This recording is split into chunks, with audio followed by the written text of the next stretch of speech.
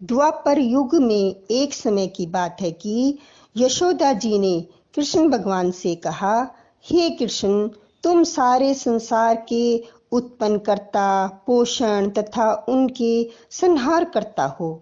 आज कोई ऐसा व्रत मुझसे कहो जिसके करने से मृत्यु लोक में स्त्रियों को विधवा होने का भय न रहे तथा यह व्रत सभी मनुष्य की मनोकामनाओं को पूर्ण करने वाला हो।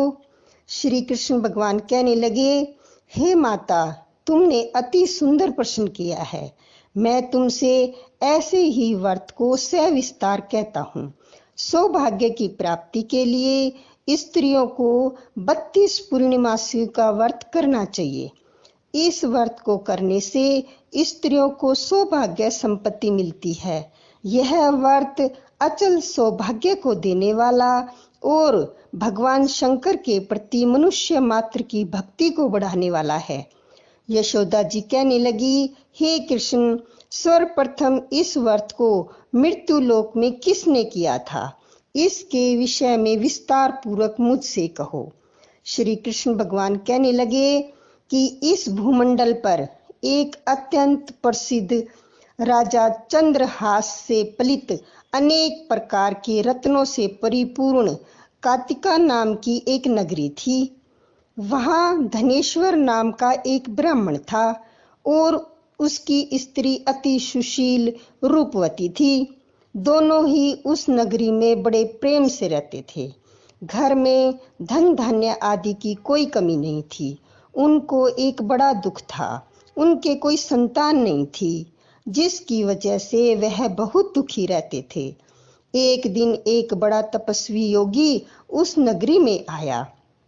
वह योगी बाकी सभी घरों से भिक्षा मांगकर भोजन किया करता था, लेकिन उस ब्राह्मण के घर से भिक्षा नहीं मांगा करता था।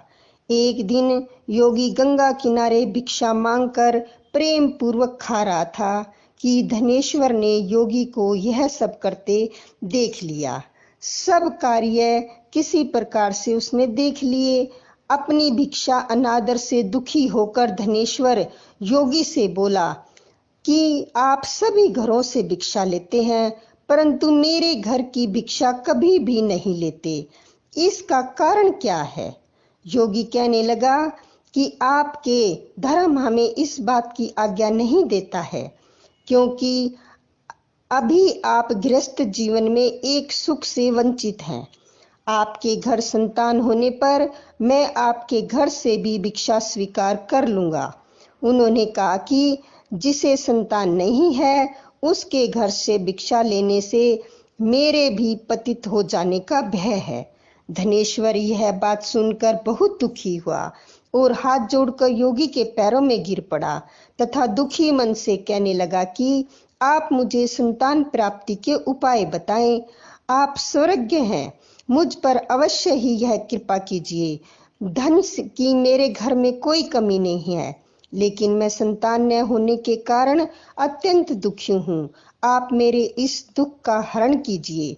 यह सुनकर योगी कहने लगे, तुम चंडी की आराधना करो। घर पहुंचकर उन्होंने यह सारी बात अपनी पत्नी को बताई और खुद वन में चला गया। वन में पहुंचकर उसने चंडी जी की आराधना की और उपवास किया। चंडी ने 16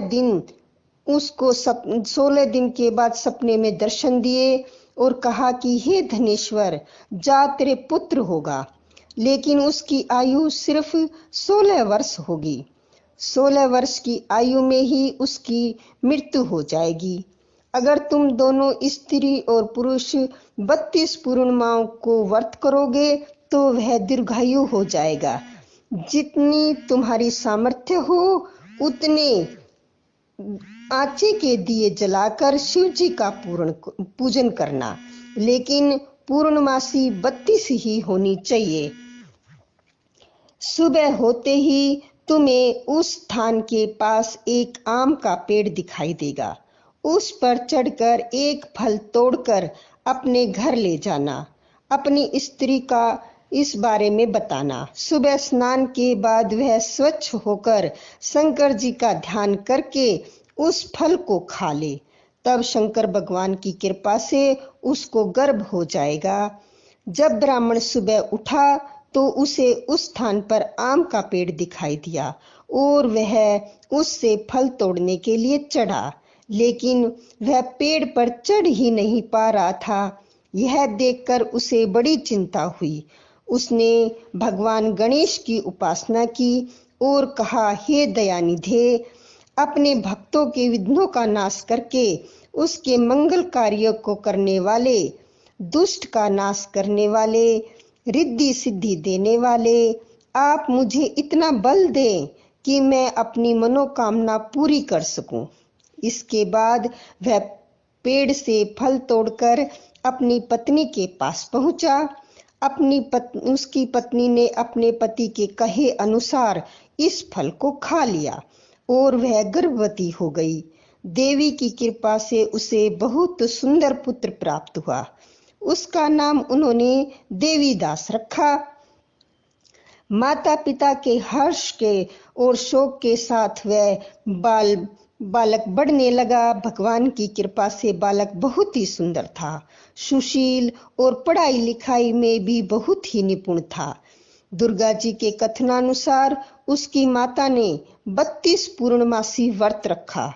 जैसे ही 16वां वर्ग लगा, दोनों पति पत्नी बहुत दुखी हो गए, कहीं उसके पुत्र की मृत्यु न हो जाए। उन्होंने सोचा कि अगर उनके सामने यह सब हुआ तो वह कैसे देख पाएंगे।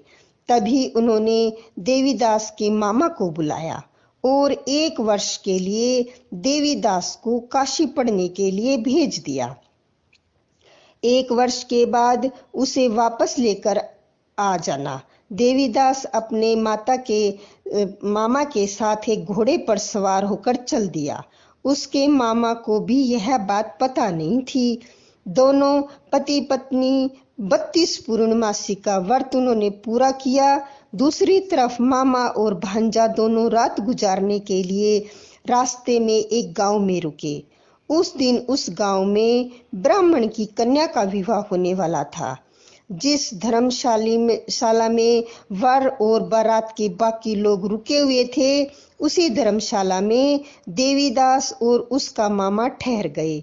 उधर कन्या को तेल आदि चढ़ाने के बाद जब लगन का समय आया तो वर की तबीयत खराब हो गई। वर के पिता ने अपने परिवार वालों से विचार विमर्श करके कहा कि यह देवीदास मेरे पुत्र जैसा ही है, मैं इसके साथ लगन करा दूं और बाद में बाकी सारे काम मेरे बेटे के साथ पूरे हो जाएंगे। ऐसा कहने के बाद वर के पिता देवीदास को मांगने के लिए उसके मामा के पास गए और उसको सारी बात बताई। मामा ने कहा कि कन्यादान में जो कुछ भी मिलेगा वो हमें दे दिया जाए। वर के पिता ने यह बात स्वीकार कर ली। इसके बाद देवीदास का विवाह कन्या के साथ संपन्न हो गया। उसके बाद वह अपनी पत्नी के साथ भोजन न कर सका और मन में विचार करने लगा कि न जाने यह किसकी पत्नी होगी। यह सोचकर उसकी आंखों में आंसू आ गए। तब वधू ने पूछा कि क्या बात है, आप उदास क्यों हो? तब उसने सारी बातें पत्नी को बता दी। तब कन्या कहने लगी, यह ब्रह्म विवाद के विपरीत है। आप ही मेरे पति हैं, मैं आपकी ही पत्नी रहूंगी, किसी अन्य की कभी नहीं। तब देवीदास ने कहा, ऐसा मत करिए, क्योंकि मेरी आयु बहुत कम है। क्या पता लेकिन उसकी पत्नी नहीं मानी और बोली, स्वामी आप भोजन कीजिए। दोनों रात में सोने के लिए चले गए। सुबह देवीदास ने पत्नी को 4 नगों से जड़ी एक अंगूठी दी और एक रुमाल दिया और बोला कि हे प्रिय, इसे लो और संकेत समझकर स्थिर चित्त हो जाओ। मेरे मरण और जीवन जानने के लिए एक पुष्प वाटिका बना लो। उसमें सुगंधी वाली एक नवमालिका लगा दो। उसको प्रतिदिन जल से सींचा करे और आनंद के साथ खेलो कूदो। जिस समय और जिस दिन मेरी मृत्यु होगी, उस दिन यह फूल सूख जाएंगे।